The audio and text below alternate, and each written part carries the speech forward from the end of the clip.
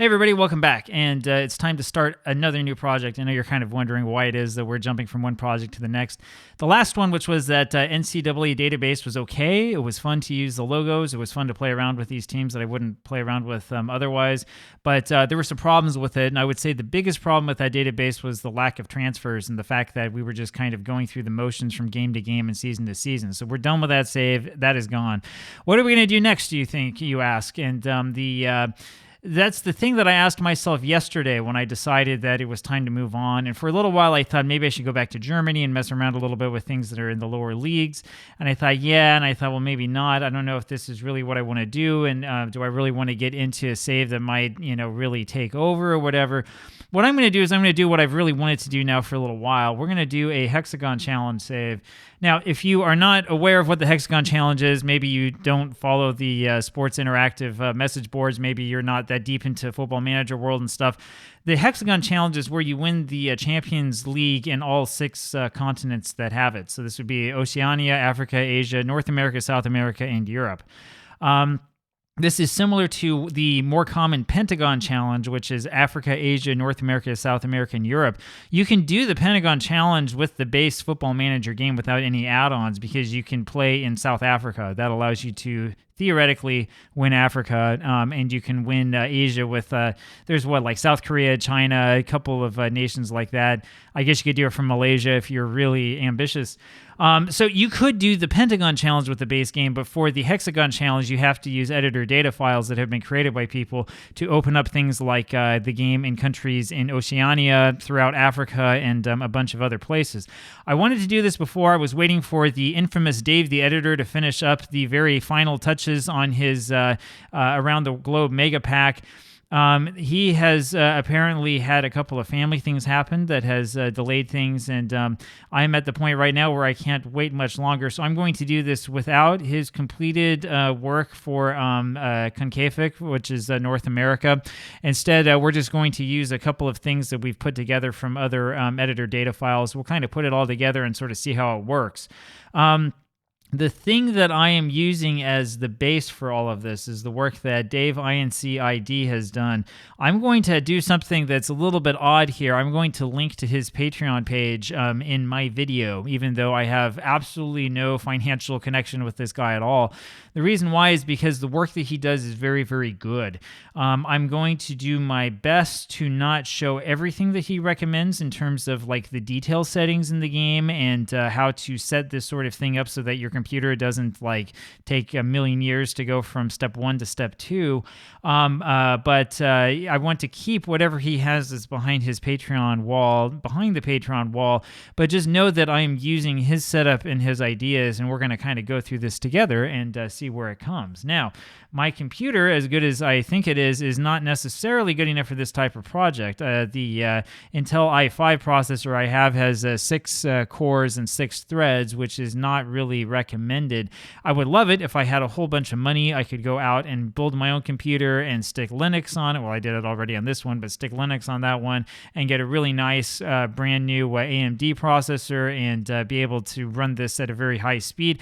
That's probably not going to happen now, and so we'll get into what happens in terms of detail of the game and the focus and things as we go along, and we may have to make a couple adjustments depending upon how difficult it is to play things as we move forward. But just so you know, that's kind of what we're dealing with, and I'm going to use what I have available to me. There are a couple of rules that we're going to have, right? So in the Hexagon Challenge, we're going to win the Champions League in each of the 6 continents. We'll do it in this order. We're going to do Oceania, Africa, Asia, then North America, South America, and then Europe.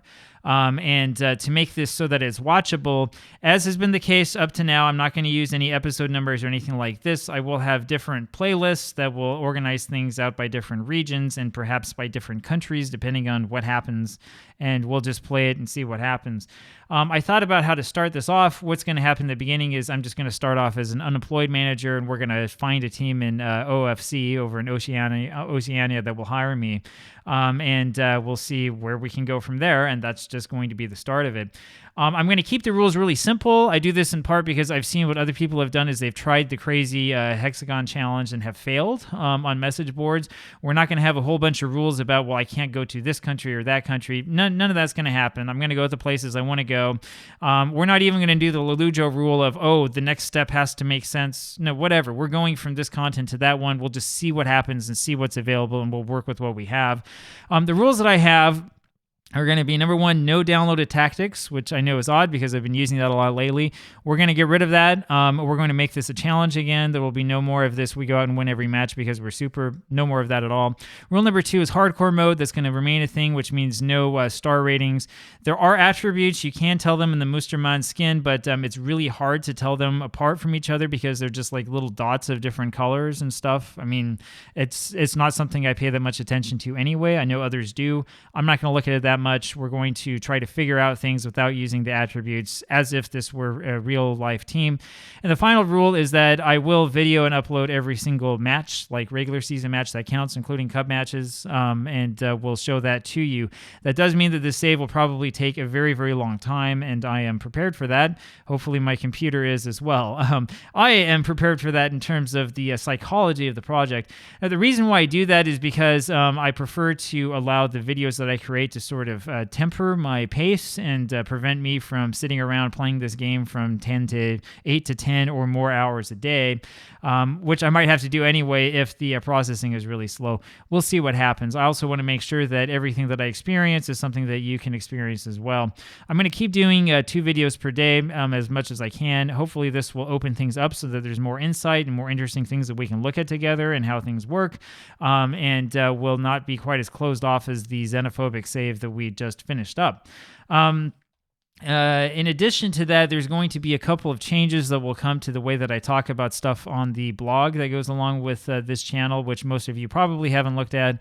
I'm going to go back to the world of writing things up for the Football Manager Stories part of the Sports Interactive forums.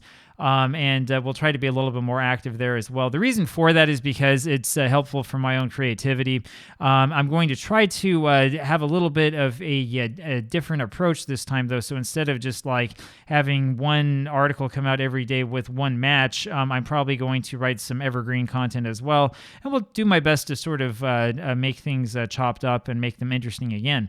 So that's what the idea is so far. Next time, we'll start off with the very basics of this, like what files we're using, where to get them, and so on and so forth.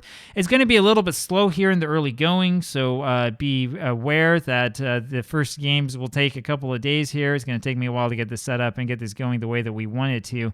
However, if all works out well, this should be a really interesting project that should be a little bit different than what everyone else is doing. Hope you enjoyed that. Talk to you tomorrow. Bye.